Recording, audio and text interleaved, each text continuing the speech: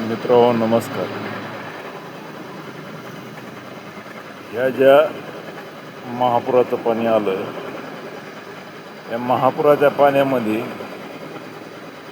नदीकाठचे ज्यांची शेती होती, ज्यांचे बोर होते, विहीर होती, ज्यांचे सोलार होते, यांचं अतोनात नुकसान झालं. सरकारने ज्या बी शेतकऱ्याच्या सोलारचं नुकसान झालं असेल त्याच्यासाठी निश्चित काहीतरी मदत करावी, नसता नवीन घेण्यासाठी परमिशन द्यावी.